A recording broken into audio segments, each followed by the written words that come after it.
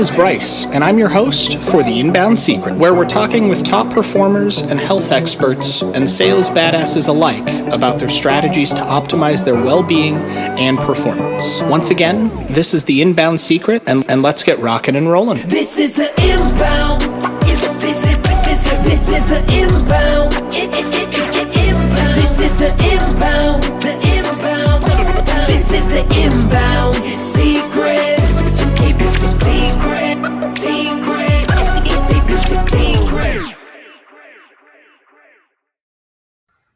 What's going on, guys? Bryce Vance here with Virtually Limitless in the Inbound Secret. I've got a very special guest for you guys today. We've got Scott Lips. He's the CEO and founder of Lips LA. And I just found out, we were talking a little bit before we started the recording, you're still in Courtney Love's band. Is that right? Yeah, I've been playing with her for about 8 or 9 years. We don't actually, to be quite honest, I don't know when the next time anyone will perform in. So it could be 2022. I feel like this year concerts are probably going to be the last thing to come back. So yeah, we still play. I mean, the last show we did was a show called Yola Dia. It was with Megan Thee Stallion. It was with Cat Power, Leaky Lee. It was an all-female rock festival. It was great. It was last August, not this past one, the one before that. So yeah, but hopefully concerts will come back, and and I think entertainment. People have a real strong desire right now, obviously, to be entertained. Obviously, with all the content coming out, and everyone's just hoping at some point they can go back and do what we normally did: go to concerts, have fun, go out, go to restaurants, all that kind of stuff.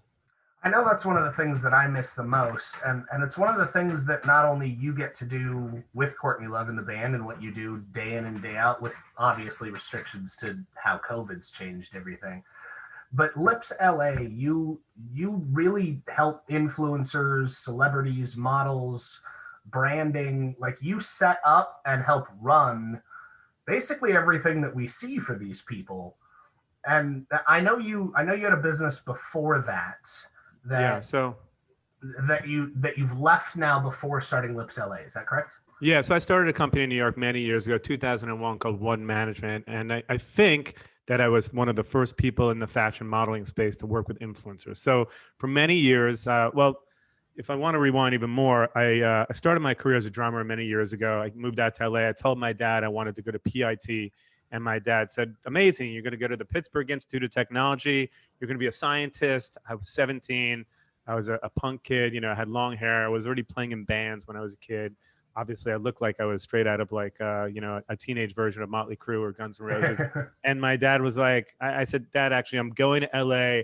I'm going to go to PIT, the Percussion Institute of Technology. I want to be a rock star. I'm going to drumming school. And he's like, wow, that's not science. That's not definitely not the Pittsburgh Institute of Technology. I guess, from scientist to rock star, it's not exactly what I had in mind. But needless to say, my parents were very supportive. I moved out to LA. I went to music school out there. I got a degree in music. I joined a band out there that was part of the heritage of Guns N' Roses, in the sense that the singer of my band was from a band called LA Guns. That was one of the 2 bands that became Guns N' Roses. So we were pretty big on the Sunset Strip, late 80s, early 90s, did very well, probably one of the top 20, 30 bands. There was some substance abuse and things like that in the band, not from my end, but the band ended up sizzling. I ended up working at record labels, managing companies, played in some other bands, and I wanted to own a record label. I looked up to people like Clive Davis, and I didn't want to just be, the long-haired intern working there, listening to cassettes, trying to find the next group. And so I was like, wow, I like doing this, interning at record labels, and I worked for the Chili Peppers manager, again, interning.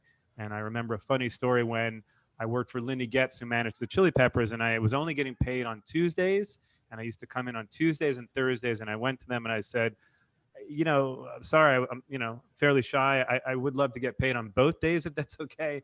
And the manager's, assistant looked at me and said, Lindy said you can keep coming in like this or not come in at all. So I was like, well, that's my introduction to the business end of entertainment. So I guess I'll either take the 1 day a week pay or not come in at all. So anyway, I did a bunch of those gigs where I was interning, assisting, low-level jobs. And again, I really wanted to own those companies. So I looked at people like Clive Davis and, all these people I looked up to that were a lot older. But I was like, wow, there's no one in their early 20s that owns a label or a management company at that point. I mean, if there was, I really hadn't heard about them. So I kept doing that. And my mother said to me, you have a cousin who's in the modeling industry. Maybe you can work there until your arm gets better. Cause I had an injury playing drums on tour and I couldn't play. I had a little surgery. I wasn't able to play drums, which is really the way that I made a living towards the end for the last couple of years. And so I started working as an intern again, and then eventually a driver at my cousin's agency, driving people around pre-Uber. So people would come into town, mostly models, I guess people some that were like actresses, models, and they needed a way to get to castings. And so I became the driver, and I literally built my way up. I was like, I like music, I like fashion, I like entertainment. I think if I merge all these worlds, this could hopefully be a new take on this business. So I did all that. I became an agent eventually. I ended up running another agency, and then eventually I had my own one management. And the whole time I wanted to forge ahead and try and break new ground, whatever new ground I could break, because obviously that's an industry that's been around for, I guess now, probably 70 years. And so, I think I was the first one, as I think I mentioned, to work with influencers in the space. I started a division years ago in New York to work with influencers. Early on, I worked with people like Rocky Barnes, and we had clients like Carmela Rose and people like that. And I would say, listen to brands, we're going to charge you when people post a picture. And they'd said, well, that's just included in the shoot. They have to do that as part of, as part of the process. And Instagram was probably about a year old at that point. I said, actually, this is advertising. This is not just throwing this extra usage and you get it for free. This is another form of advertising. And now, obviously, it's maybe even a more relevant form of advertising. So it was interesting, it didn't monetize right away. It took a couple years to monetize it. But eventually, I formed a whole division for it in New York. I also started working with celebrities very early on in the fashion modeling space, which, again, a lot of people hadn't been doing. And I worked early on with clients like A$AP Rocky and clients like that on their branding. So from Vogue covers to campaigns like Donna Karan and Ferragamo and things like that. And now I have a great roster of celebrity talent where I look for endorsements, and sometimes they have other representation, obviously, because in this world we live in, people are fielding offers from all over. Hopefully they're not with another company in my same space in LA, because that's really what that's becomes like an issue. If not, then everything we play nice in the sandbox with everyone. I work with a lot of influencers, and also obviously still work with models. Awesome. So you went from a little kid who had a very similar kind of past to me. I studied music at Boise State, was a performing arts major when I first started. Nice. I've played guitar for 16 going on 18 years now, and probably not as much as I should, because I'm for sure rusty anytime I pick one up now. Yeah. And so you went from you got to practice like anything else if you want to stay good, right? Yeah, I mean, I had the long hair, the face piercings, the painted on pants, the high top chucks, whole nine. And I still love the music scene and the performing arts space, and loved my time there. So you went kind of a similar path that I'm following now, where you go that way and then you tread into the business world, right? You were performing arts. You were a little punk kid that moved to LA to pursue your dreams. Yep. That takes a ton of confidence in and of itself. Yeah. And you mentioned that you were a shy kid, and then you became like the transporter for like Hollywood, basically. And the modeling and the shows and the performing artists, and you became a transporter, like a private chauffeur, so to speak. Uh-huh. And then transitioned that into, you became their agent. Right. And then from their agent, now you specialize in, you were one of the first, if not the first, to say, hey, models, performing artists, celebrities, you need these people's help. And these people can help you do this. And you kind of connected that dot right when Instagram was coming out. Now, one thing that I'm guilty of this, my Instagram's a shit show. Okay. Yeah. I've got 12,000 followers in it, but my engagement at one point it was awesome. And now it's like way down here. So for those listening, I want to cover a couple things. What were the changes that you went through as an individual, your mentality, your emotions, your professionalism, the confidence specifically, that helped you go from that shy punk kid that was, well, can I get paid for 2 days, to, hey, Cardi B, we could represent you and help you become a household name using some influencer marketing and these other things, Because when you So look some of the people that you mentioned, like we don't manage them, right? They have managers, they have record labels. We work a lot with record labels too, and partner up with labels and look for opportunities there. But in answer to your question, honestly, it was a lot about the hustle. I mean, I always liked being able to, travel and do the things that I like to do and really work super hard, but then be able to enjoy myself. And instead of the guy that always saved a dollar, I was the guy spending every dollar I made. I like to live life, and I think I live life to the fullest. But I always wanted to be able to enjoy those nicer things. And I guess, seeing my dad get up at 5 a.m. in New York every morning, go to work. He had an automotive part shop with my grandfather. And the Bronx is a pretty rough and tumble kind of place. I'm sure you might have heard of this movie years ago, Fort Apache, the Bronx. My dad was in some pretty crazy situations growing up. It was a very, very rough place. But I used to go to work with him when I was a kid, and literally my dad would drive an hour and a half into the Bronx from Long Island every morning and not come home till 7 or 8 at night. And hopefully, there's dinner on the table, and that was his routine. But I saw that work ethic, and that work ethic is what pushed me to sort of be who I am. I think a lot of who you are is a reflection of how you grew up in your family. And so, yeah, I went to music school, but also, I really wanted to make my parents proud. I was a good kid. I mean, I never really got into drugs. I worked really hard. It was interesting because even though I was in this band in the late 80s, early 90s that did well, we were on a lot of magazine covers in LA and things like that, the local ones who were not famous worldwide or even, stateswide. We were famous, well known in the LA region. And that's when music and that kind of hair metal and hard rock and Guns N' Roses kind of music was really blowing up. So we were definitely one of the top ends in that genre. But my dad still used to always say to me, when are you going to get a job, kid? And I said, well, I have a job. I play music. But I don't think because I never made, a lot of money playing music, although my dad had a lot of notoriety here, he saw it as really a real job. I mean, he's old school. He's like this kind of mafioso type character from like Brooklyn. So it was great. About 4 or 5 years ago, I don't remember exactly, but we ended up playing. I joined Courtney's band. We can get into that at some point. We ended up playing the Hollywood Bowl with Lana Del Rey, and I flew my parents out.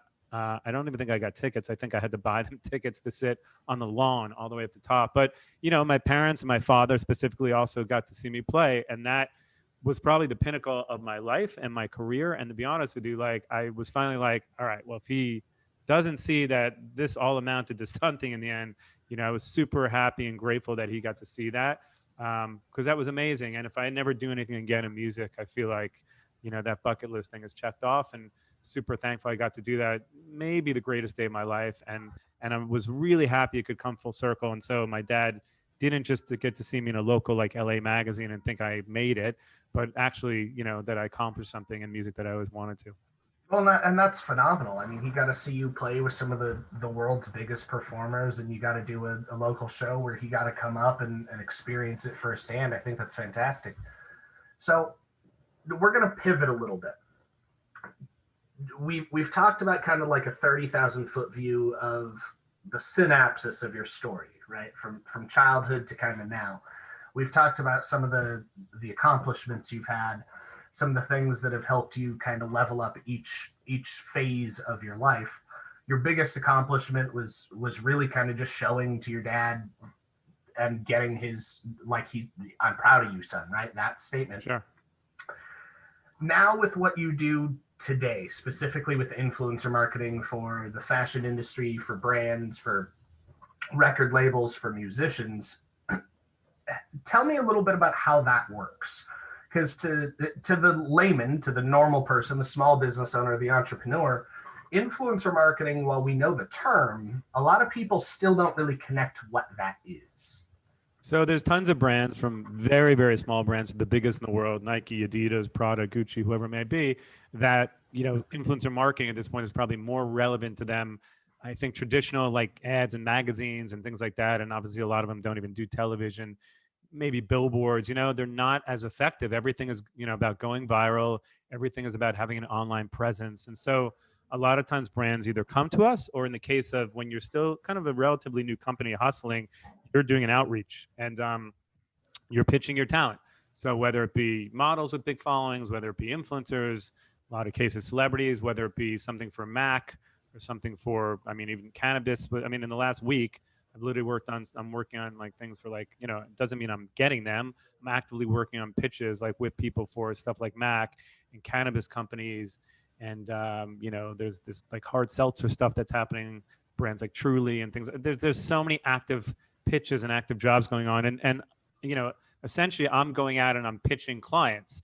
So I think a lot of people wait for the phone to ring in this business. And there's a lot of people that are proactive. I've always been incredibly proactive. And for the last 20 plus years, I've had to hustle and I never really waited for the phone to ring. I always went out there looking for opportunities for my clients. So in trying to land, hopefully, God willing, one day a 7-figure deal or a 6-figure deal or even, a $10,000 deal, right?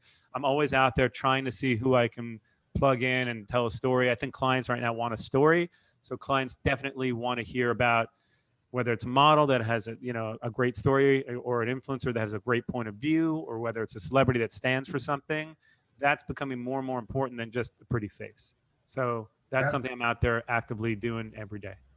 So tell me a little bit about... Is that the right answer to your question, I think?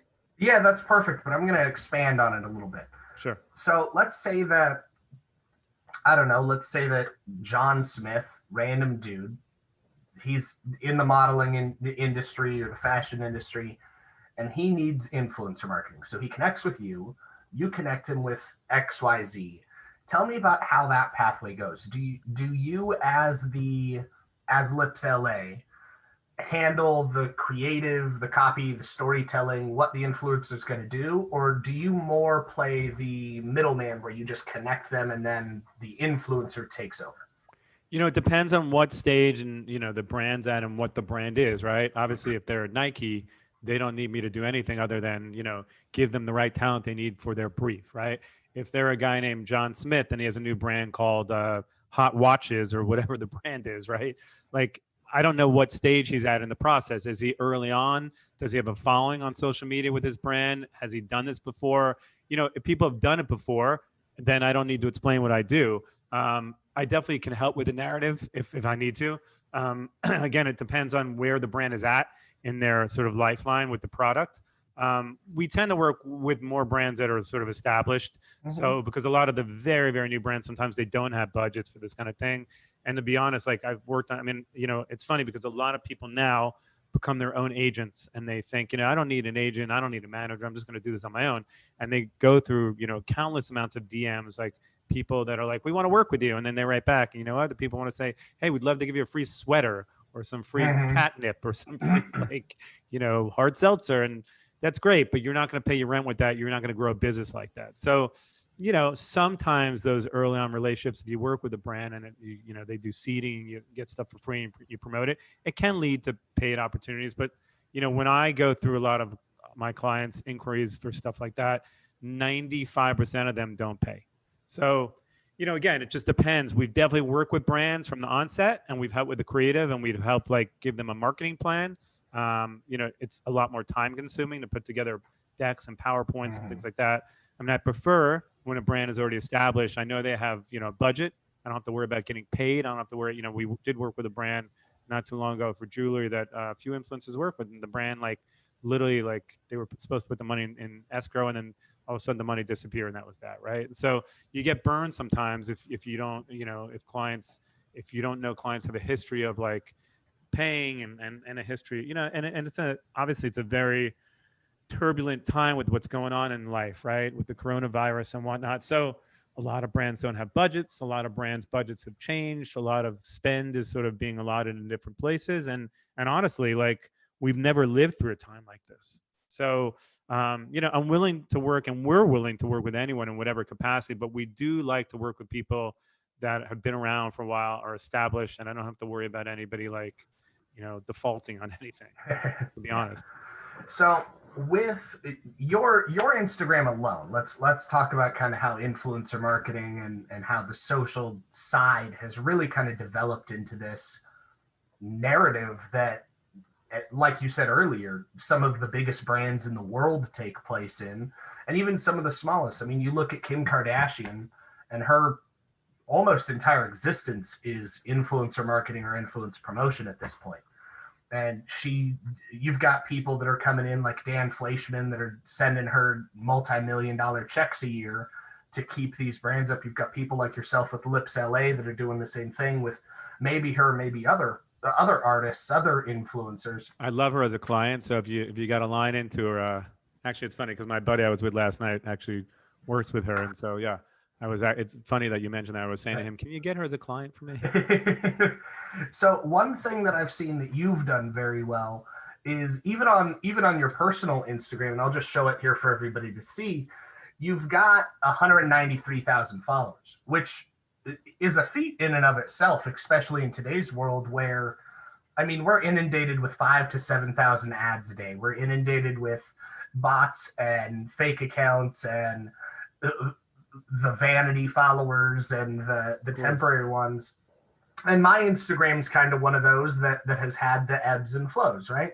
Not a gigantic following. It was far more organic previously than it is now. We've got kind of a fall off. Tell me how you've built your own brand, your own page, and how that's translated into you being able to help at a higher level to your clients. Yeah, I mean, early on, as I mentioned, when I first started working with influencers, I was experimenting. I think we were all experimenting to see what content worked, right? Whether it be, I would shot pictures for a long time too. So I used to shoot for magazines like Spanish Vogue and Flaunt magazine, and I don't know, probably 5-6 magazines. I had a couple of photography shows. So photography was always an extension. I'm artistic. I'm a drummer.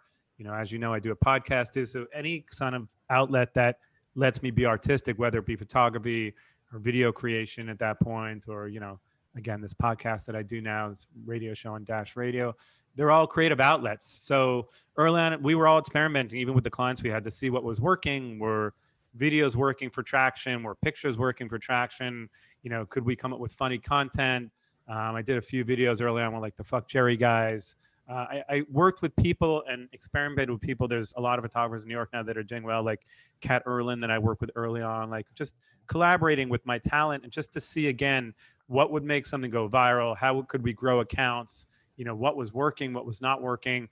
This was in the infancy of Instagram. So even the people that I represented didn't really know it was going to work. And we used to just throw it out there. So some things I did went viral and some things didn't. And I, again, like anything I've done in my life, I just really, really, really hustled. I look at that Instagram as 95% like marketing, right? So like it's your brand, it's your personal brand. I mean, obviously people can, you know, look, I'm a foodie too. I post pictures of pizza, whatever, but ultimately I'm like, I really want to use it to market what I'm doing. So I'm not, you know, I have a company account that we use for the company, but if you notice, there's a lot of times I'll like tag things or, you know, I'll promote something that I'm involved with. Constantly promoting the podcast, as are you, I'm sure, on yours, right? But you got to do things that like engage people. So it's like, if you're going to put up an episode of your podcast, it's like, then you put something up and you say, did you download this? Yes or no? And hopefully you'll have a guest on, like I had on Jay Shetty a couple months ago, you know, probably the biggest inspirational speaker now in America. And hopefully some of the content we did would go viral. And those videos that he posted on his page will drive people back to my page and it goes viral. So it's all about like finding that secret sauce, which I still don't know and I still don't have. And if I had that secret sauce and knew what made something go viral, I probably, you know, would have 75 million followers. But everyone's, I think, just trying to figure it out. But I think the people that are very, you know, determined and driven use Instagram as a marketing tool. I mean, not unlike Gary Vee, right? He's a great example of someone that's taken Instagram and taken his business and built the business off of the marketing aspect of social media. Because before, I didn't know who he was other than seeing him early on through Instagram and all his self-help things. You know, he's sort of like the business version, I guess, of like Jay Shetty. But he really hustled. I mean, again, I don't think anybody would look at Gary Vee's presence online and say, this is a guy who didn't think that the marketing aspect of social media was important. He put his heart and soul and I guess 24/7 into what he's doing there, but it was very successful for him. So I just look at it as an extension like that. Well, I think that's paramount, especially in today's world. I mean, you look at how business was conducted and how our lives were 2 years ago, a year and a half ago, and look at it today. You've had to have basically the entire economy's had to adapt to what do we do? And those who have adapted technology, who have adapted social media, who have taken advantage of the influence and the power moves that you can do by really just authentically being out there and communicating with your audience when, where, and how they want to be communicated with, are reaping the rewards to some extent. Yeah, I mean, I feel like we met on Clubhouse, which again, it's all about like being like early adapters. And so I think correct me if I'm wrong, but I feel like I was speaking on a panel about influencer marketing, and I think you reached out, right? Is that how we met? Yeah, my partner reached out, Trey. He reached out to you. So that's how I met your partner, Trey. So again, like just being an early adapter in the space. And so I was talking on a panel with some other great people in the space that do something similar, but I had just joined Clubhouse literally like a week ago, and now I'm speaking on all kinds of panels and marketing what I do and networking with people. And it's early, and a lot of people I know are just joining it, and literally it's been a week or two since I've been on it. I'm still learning about it. But again, it's about being an early adopter of some of these technologies and just figuring out, again, another thing to market. So I would not be on this podcast if I hadn't decided to really try and hustle now on yet another social media app. And so it's interesting, even with that app, like I see people, even there's a girl that I'm friendly with that's a moderator on some of the panels that I'm on, and she's probably on there for 12 hours a day. And I think she's in business. And I'm like, how do you do anything else if you're on that for 12 hours a day? And I understand there's networking capabilities that comes with Clubhouse, and there's, people raise money through it. But I mean, I definitely do not have 12 hours a day to be on there. I have maybe an hour. Definitely more time now with the pandemic than I used to have, but definitely not my entire day just sitting on the app. So it's like, how do you tap into things like that and utilize them, how they work for you and for your business? And so I've always tried to find things like that, especially early on in technology, because I really do like the emergence of technology and fashion and media, and how can it benefit my clients, my company, what I'm doing. Absolutely. It's funny you bring up Clubhouse, because a good friend of mine, and she's also a client of us, her name's Bree Donofrio, and her company's V by Bree. She specializes in virtual events and virtual speaking, and she's an early adopter into Clubhouse. She, much like maybe the gal you're talking about, they may even be the same person, she's on Clubhouse like 14 hours a day. Yeah, I don't know. I don't get it. I mean, I get it. I don't get it. And I get it. I don't get how you run a business or do any other business if you're on there that long. It's like, it's a little time consuming, a little bit draining, although there's a lot of good that comes out of it. Just depends on what your angle. If your only angle is just to be on there only to network, you don't have anything else to do, I get it. But I think if you also want to run a business, I don't think Elon Musk is not going to be on Clubhouse for 14 hours a day. No, I don't think so. So one thing that I've noticed in my life, and we've noticed in most of our clients' lives, the more even micro wins, the more influencers that pay attention to them, the bigger their following, the more their confidence grows in the platform. Do you find that that's something that's been true in your life as well, as you've done this more and more, as you've brought on more clients? Has your confidence in that capability, that platform, maybe that influencer grown as it's been going on? You mean in terms of like the more clients I have, like am I confident in what I do for them? Is that not so much in what you do, but confidence all around? Because one of the biggest things that I've noticed throughout getting to know you is you went from a shy little drummer to a powerhouse in the social media placement. And that takes a huge amount of not only confidence in what you do, but self-confidence and capability to know that if Instagram goes away with the snap of a finger, that you can still help these people. Yeah, I mean, I will say I don't think it's going anywhere. I think there's been talk of it going somewhere the last couple of years, and people have said, what's the new thing? Like, what's the new social media platform that's going to come out? But I think it's been like 10 years now that Instagram's been going strong. And obviously brands, I find the spend now is still, for what I do, more on Instagram than, Twitch, or obviously no one's spending money yet on Clubhouse in that capacity, or LinkedIn, or, people don't really spend that much on Twitter anymore. I don't think in terms of dollar spend. There's some obviously Facebook stuff, but it's still the strongest platform in the space for clients to spend money on. So in terms of like confidence and what I do, I mean, again, I've been doing this now, I guess. I don't want to I still consider myself in my early 20s, although I'm not. I guess I've been doing it for like 25 years. So, I mean, if I don't have confidence now, I probably never will in this space, because, after doing it, starting a couple companies now in space, and, hopefully being very forward thinking in the space, if I don't have confidence in what I'm doing, I shouldn't be doing what I'm doing. Oh, 100%. So I do have to ask, this is probably going to be one of the most profound statements that I think the listeners and viewers are going to get to enjoy from you. And it really comes down to, if you could have a conversation as you are today with your past self, the shy drummer who wanted to move to LA to chase his dreams, right? What would you share with him, and what would you make sure that he knew and understood going into that path to do what you've done? You know, it's funny because I always feel like you can't be amazing at everything. And I've always been the creative guy. So I've always been, involved in the art direction, the companies I'm with, and the design. And obviously I'm great with talent, I think. And I am great with clients. So in terms of going out and looking for deals, I never loved the spreadsheets. I never loved raising money. I never loved, when I have to do the accounting. Now, these are all things as like a CEO or owner you have to be aware of.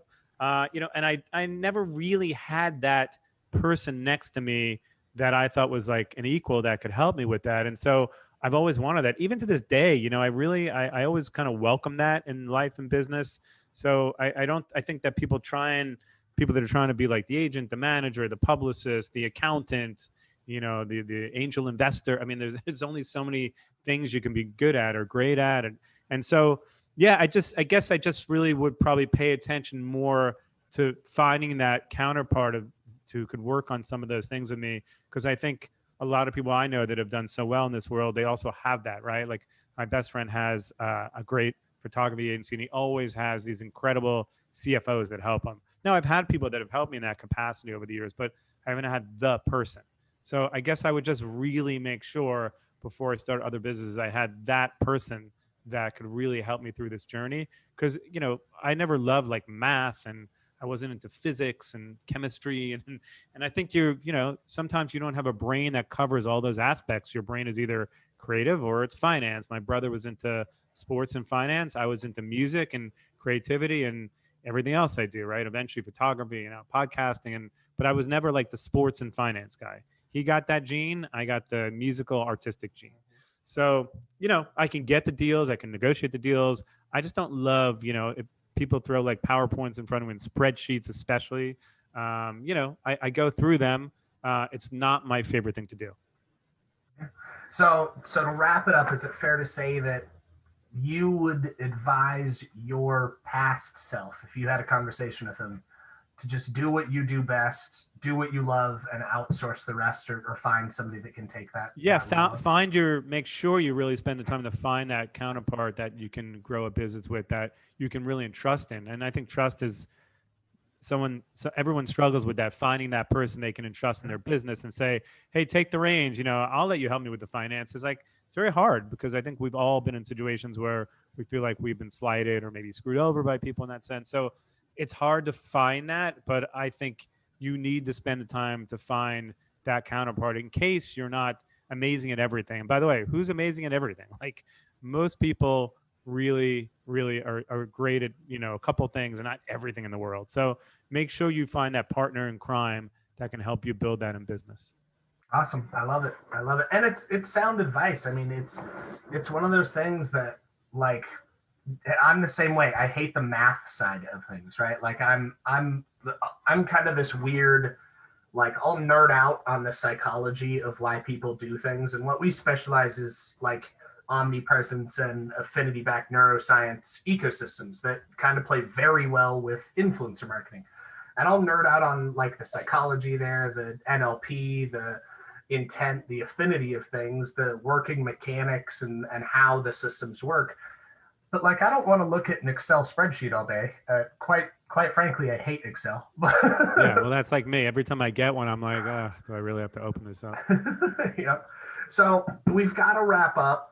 But before we do, I'm sure we're going to have some listeners and viewers that would benefit from connecting with you, getting to know you, maybe even hire Lips LA for their brand, or maybe they've got a connection to an influencer. Tell the people where they can find you, how they can connect with you, reach out to you, find out if they're a good service for you, and find out really how they can benefit from working with you.